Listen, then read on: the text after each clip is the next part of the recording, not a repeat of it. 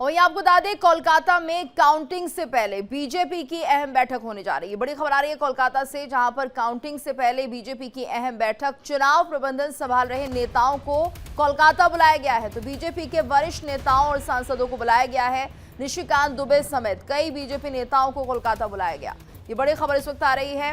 कोलकाता बुलाया गया है उन नेताओं को जो बीजेपी में एक तरह से फर्स्ट लाइन के नेता है। वरिष्ठ नेताओं को यहां पर बुलाया गया है, सांसदों को बुलाया गया है। निशिकांत दुबे समेत कई बीजेपी नेताओं को कोलकाता बुलाया जा रहा है। ये बड़ी खबर इस वक्त सामने आ रही। काउंटिंग से पहले बीजेपी एक अहम बैठक करने जा रही है। तो बीजेपी की बड़ी और अहम बैठक मानी जा रही है। 4 तारीख को काउंटिंग होनी है और इससे पहले बीजेपी के नेताओं की अहम बैठक, चुनाव प्रबंधन संभाल रहे नेताओं को कोलकाता बुलाया गया है। तो जिस चुनाव के मैनेजमेंट में लगे हुए थे नेता, उन्हें बुलाया गया है कोलकाता। बीजेपी के वरिष्ठ नेताओं और सांसदों को बुलाया गया है। बड़ी खबर इस वक्त सामने आ रही है। निशिकांत दुबे समेत कई नेता कोलकाता पहुंचने वाले हैं। तो कोलकाता में काउंटिंग से पहले बीजेपी की अहम बैठक मानी जा रही है। कई महत्वपूर्ण फैसले लिए जा सकते हैं। तैयारियों को लेकर समीक्षा की जा सकती है। किस तरीके से काउंटिंग वाले दिन क्या प्रबंधन रहेगा, क्या मैनेजमेंट रहेगा, ये तमाम बातें हैं जो यहाँ पर काउंटिंग से पहले तय होने की बात कही जा रही है। तो अहम बैठक है ये। बीजेपी की निशिकांत दुबे समेत कई बीजेपी नेताओं को कोलकाता बुलाया जा रहा है। तो बड़ी खबर, लगातार जिस तरह से चुनाव प्रबंधन देख रहे थे बीजेपी के कार्यकर्ता नेता, अब उन्हें पहुंचना है कोलकाता, क्योंकि यहां पर काउंटिंग से पहले एक बड़ी और अहम बैठक होने जा रही है बीजेपी की। और इस वक्त हमारे साथ राहुल पासवान, हमारे संवाददाता, जुड़े हुए हैं। राहुल, क्या कुछ मायने इस बैठक के निकाले जाएं और कितने लोगों को बुलाया जा रहा है, कौन कौन इसमें शामिल होगा, क्या कुछ मुद्दे हो सकते हैं? मैं आपको बताते चलूं, चुनाव के पहले देखा गया था कि बीजेपी का एक बड़ा बैठक कई बार कलकत्ता हो या विभिन्न जो जिलाओं हैं वहां पे हुआ था। और उसके बाद ठीक चुनाव का आज जो है रिपोलिंग को लेकर के आज लास्ट जो है अंतिम डेट है। और उससे पहले बीजेपी ने आज पूरे जो बड़े जो नेता हैं उनको कलकत्ता बुलाए हैं। और कहीं ना कहीं कुछ ना कुछ है कि बंगाल में हम सरकार बनाने जा रहे हैं, कहीं ना कहीं कुछ है जो चल रहा है, इसको लेकर के आज बैठक बुलाया गया। बिल्कुल राहुल, और देखिए जिस तरह से लगातार ये आरोप भी लगाए जा रहे हैं बीजेपी पर कि जो स्टोर जो यहाँ पर एक तरह से यहाँ पर जहाँ पर ईवीएम्स रखे होते हैं, और कुल मिला के यहाँ पर एक तरह से धांधली का आरोप लगने की बात की जा रही थी। ममता बनर्जी खुद हम देख रहे हैं कि लगातार मॉनिटरिंग कर रही हैं उन जगहों की। ऐसे में बीजेपी के कार्यकर्ता नेता भी मौके पर मौजूद हैं, वो भी आरोप लगा रहे हैं कि कहीं उनकी तरफ से यानी टीएमसी की तरफ से कुछ गड़बड़ी ना हो जाए। तो ये भी एक तरह से एक बड़ा मुद्दा हो सकता है। देखिए, मैं आपको बताते चलूं, बंगाल में अगर हम तृणमूल की अगर हम बात करें तो टीएमसी की ओर से कई जगहों पे गड़बड़ी का जो है परिणाम देखा गया है। और कई जगहों पे अपने हम लोगों ने दर्शकों को दिखाया है कि टीवी में, चाहे वो ये ईवीएम मशीन में टेप लगाना हो या फिर बवाल हो, इसको लेकर के ममता बनर्जी ने, अगर मैं पश्चिम बंगाल की बात करूं तो जहाँ पे ईवीएम मशीन स्ट्रांग रूम में रखा गया है, उस जगह पे ममता बनर्जी खुद जाकर के धरना में बैठती है। और सभी जो नेता है, प्रत्येक जो आपका जिलाओं में बोला गया, प्रत्येक नेताओं को कि अपने अपने जो है बिल्कुल। और स्ट्रांग रूम के बाहर अगर यहाँ पर ममता बनर्जी, टीएमसी के कार्यकर्ता दिखाई देंगे तो आरोप तो बीजेपी पर लग रहे हैं, लेकिन कहीं ना कहीं अब ऐसे में टीएमसी को लेकर भी सवाल उठ रहे हैं कि आप अगर बाहर बैठे हुए हैं तो क्यों बैठे हुए हैं, क्योंकि जब ये पूरी जिम्मेदारी इलेक्शन कमीशन की है तो फिर किस तरीके से, क्या आपके अंदर भी तो कुछ ऐसा नहीं लग रहा है कि किसी भी तरह से ईवीएम को लेकर कुछ छिड़खाने की बात सामने आ रही हो?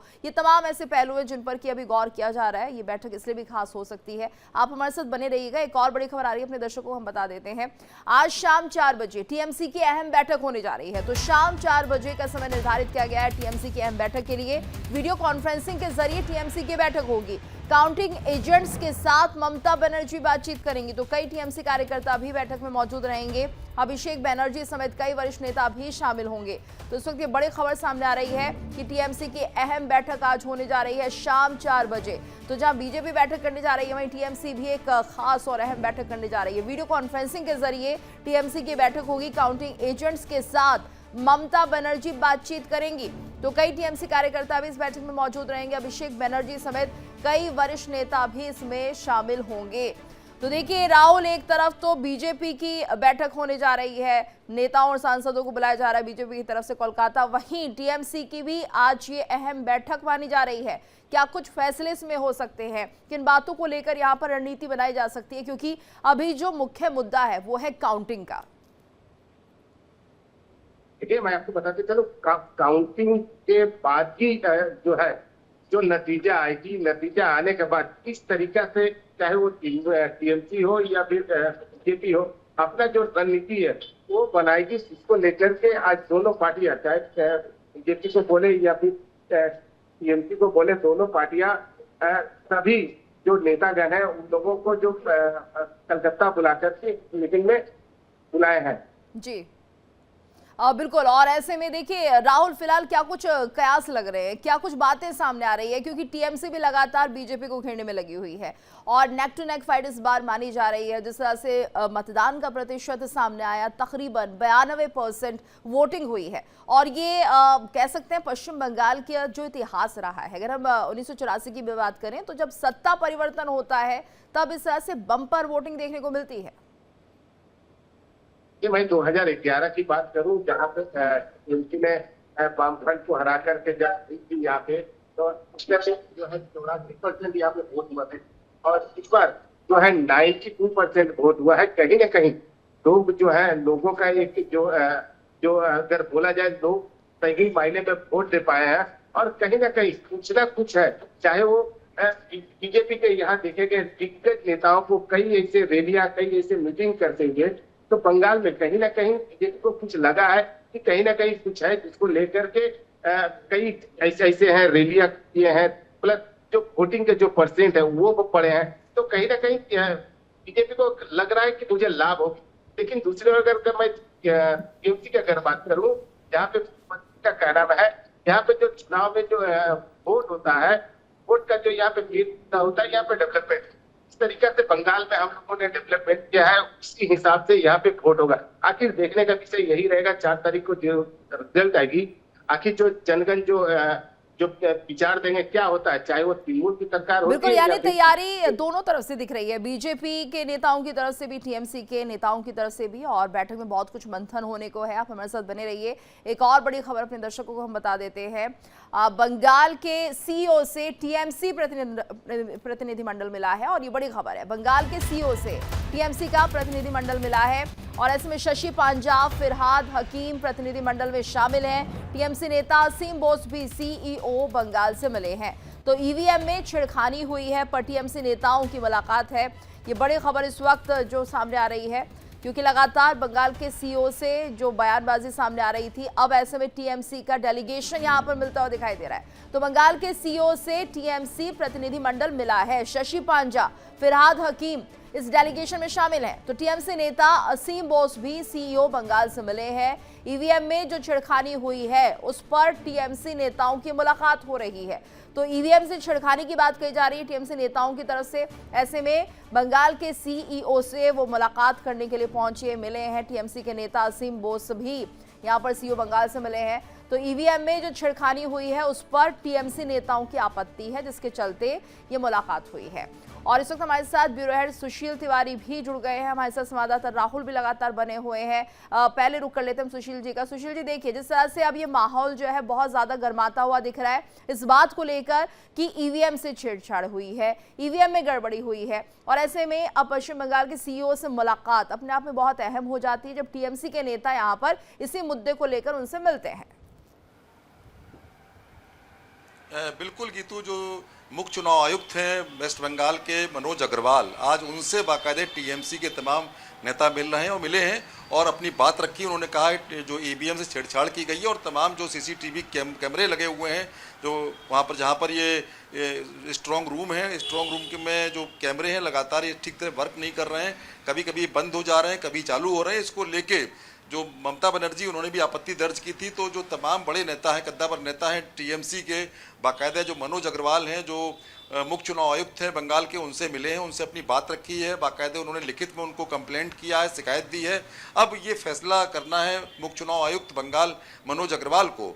ये जो पूरा एक माहौल गरमाया हुआ है, क्योंकि जिस तरह टीएमसी भी आरोप लगा रही है, भारतीय जनता पार्टी भी आरोप लगा रही है, और भारतीय जनता पार्टी की आज वहाँ नेताओं की एक बड़ी बैठक भी है, उसमें मतगणना को लेके तमाम आज मुद्दे उठेंगे। उसमें तमाम निशिकांत दुबे और तमाम सांसदों को बुलाया गया है, और इसके अलावा शाम को 4 बजे टीएमसी भी एक वहाँ पर एक बैठक करने जा रही है। उसमें ममता बनर्जी वीडियो कॉन्फ्रेंसिंग के जरिए अपने कार्यकर्ताओं से, जो मतगणना में जो एजेंट हैं, उनसे बाकायदे आज बात करेंगी और उनको तमाम दिशा निर्देश देंगी। तो ये आरोप प्रत्यारोप का दौर जारी है, और टीएमसी कहीं ना कहीं उसको लग रहा है इस बार सत्ता खिसकती हुई नजर आ रही है। और बंगाल का इतिहास रहा है, जब लंबे समय तक कोई सत्ता में रह लेता है तो जनता उसको हटा देती है। इसी तरह कम्युनिस्ट पार्टी के साथ में हुआ और इसी तरह कांग्रेस के साथ में हुआ। अब ममता को लगता है बहुत 15 साल हो चुका है, हो सकता है इस बार मुझे जनता सत्ता से बेदखल कर दे। इसको लेके बहुत ज़्यादा परेशान दिख रही ममता बनर्जी, और लगातार कुछ ना कुछ आरोप भी लगा रही हैं। और टीएमसी भी लगातार इन आरोपों को सत्य करने के लिए कभी मनोज अग्रवाल जो मुख्य चुनाव आयुक्त हैं उनसे मिल रहा है, और जो सुप्रीम कोर्ट में भी इन लोगों ने एक याचिका दायर कर दी है, उसमें जो केंद्रीय पर्यवेक्षक बनाए गए हैं मतगणना में, उसको लेकर सुप्रीम कोर्ट में भी इन्होंने मुद्दा उठा दिया। 10:30 पे आज सुनवाई होनी है, जो डबल बेंच है सुप्रीम कोर्ट की वो सुनवाई कर रही है। तो ये पूरा जो माहौल है बंगाल का, ये अपने आप में अलग दिख रहा है। बीजेपी ने अपना मोर्चा खोला हुआ है, वहीं टीएमसी ने अपना मोर्चा खोला हुआ है, और दोनों अपनी अपनी बात कह रहे हैं। जी गीतू। बिल्कुल। और ऐसे में राहुल देखिए, अगर यहाँ पर मुलाकात टीएमसी नेता कर रहे हैं तो उन्होंने कम से कम इस बात को एक तरह से उजागर करने की कोशिश की है कि ईवीएम में सब कुछ ठीक नहीं है। शायद टीएमसी ये जानती है, शायद ममता बनर्जी जानती है कि उनका दोबारा सत्ता में आना चुनौतीपूर्ण हो सकता है। एक तरह से ये भूमिका बांधी जा रही है ये कहकर कि ईवीएम में गड़बड़ी हुई थी इसलिए उनके वोट्स कम आए हैं, या कुछ और ऐसा माहौल, जब अगर वो सत्ता से बेदखल होती है तो पहले से एक तैयारी है उनकी तरफ से, ये माना जाए।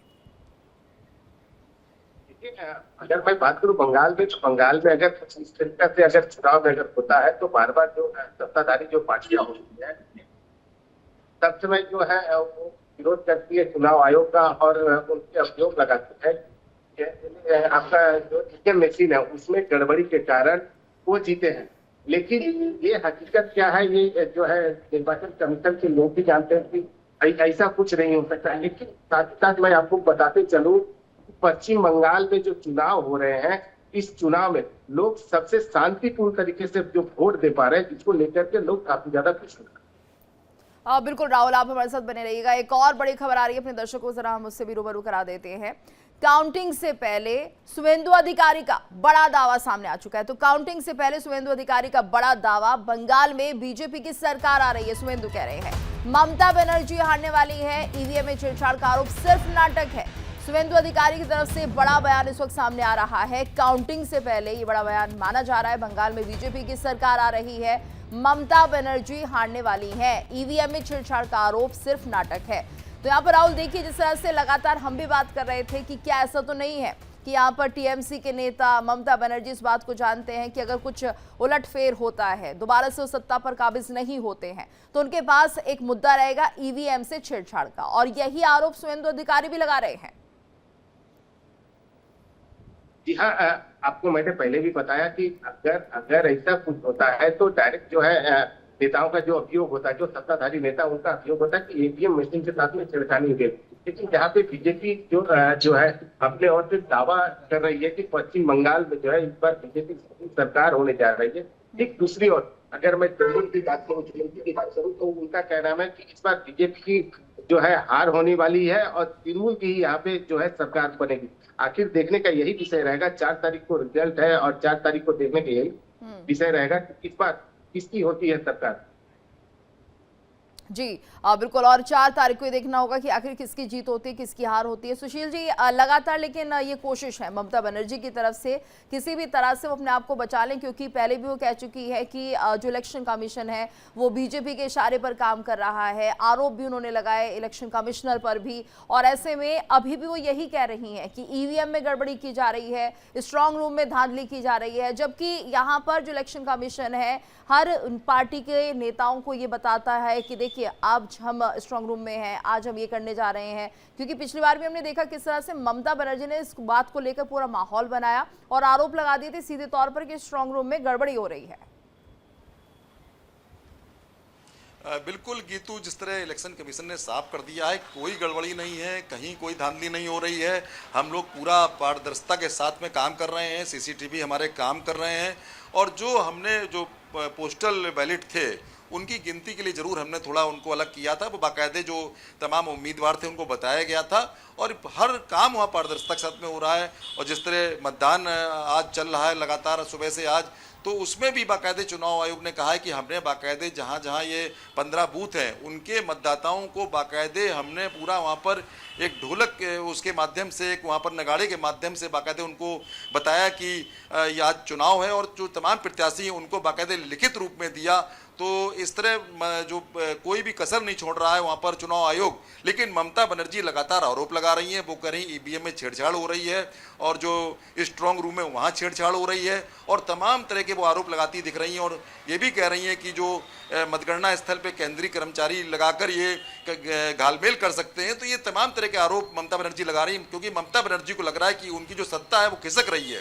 क्योंकि जिस तरह प्रधानमंत्री मोदी जी ने भी दावा किया, तमाम जो बीजेपी के नेता उन्होंने दावा किया इस बार हम सत्ता में काबिज होने जा रहे हैं, तो उनको भी लगता है, क्योंकि काफ़ी लंबा समय उनको हो चुका है, 15 वर्ष हो चुके हैं, तो उनको लगता है इस बार कहीं अगर मैं सत्ता में न रही तो ऐसे में बहुत दिक्कत हो जाएगी। तो जो पूरा टीएमसी खेमा है इस तरफ लगा हुआ है, किसी तरीके से कुछ बहानेबाजी कर दी जाए, कुछ इस तरह का माहौल बनाया जाए, यानी जिससे पहले बाद से में ही कह तैयारी सकें कि जो है टीएमसी खेमे की दिख रही है, ममता बनर्जी की दिख रही है। इस बीच एक और बड़ी खबर, टीएमसी की अर्जी पर सुप्रीम कोर्ट में आज सुनवाई होनी है। तो बड़ी खबर आ रही है, टीएमसी की अर्जी पर सुप्रीम कोर्ट में आज सुनवाई होनी है, और काउंटिंग सेंटर पर सिर्फ केंद्रीय पर्यवेक्षकों का विरोध। सुबह 10:30 बजे सुप्रीम कोर्ट में सुनवाई होगी। कोलकाता हाई कोर्ट ने टीएमसी की याचिका की खारिज। तो देखिए, पहले टीएमसी की याचिका कोलकाता हाई कोर्ट ने खारिज कर दी थी, ऐसे में सुप्रीम कोर्ट का रुख किया गया है, और आज इस पर सुनवाई भी होनी है। तो टीएमसी ने जो अर्जी लगाई थी उस पर सुप्रीम कोर्ट में सुनवाई होनी है। काउंटिंग सेंटर पर सिर्फ केंद्रीय पर्यवेक्षकों का विरोध किया जा रहा है। तो सुबह 10:30 बजे सुप्रीम कोर्ट में सुनवाई होनी है। एक बार रुक कर लेते हैं, राहुल का अपडेट क्या है उनसे पूछते हैं। राहुल, तो आज सुप्रीम कोर्ट में सुनवाई होनी है, क्या कुछ ही याचिका लगाई गई थी टीएमसी की तरफ से? इनकी ओर से बार बार है कि अपील किया जा रहा है कि जहाँ पे बनाया गया है कई जगहों पे वहाँ पे सही तरीके से काम कर रही है। और यहाँ पे जो राज्य के जो चुनाव आयोग के साथ मिलकर के राज्य के जो लोग काम कर रहे थे इस पर जो है बताया गया है। और ये दावी जो है ममता बनर्जी कर रही है कि काउंटिंग होगा, उसकी जो राज्य के जो है लोग वो भी उस काउंटिंग में शामिल होना चाहिए। इसको लेकर के पहले तो वो हाई कोर्ट गई, अब उसके बाद सुप्रीम कोर्ट गई है। देखने का विषय यही रहेगा कि 10 बजे जो है महामान्य अदालत जो है आपका सुप्रीम कोर्ट क्या राय देती है।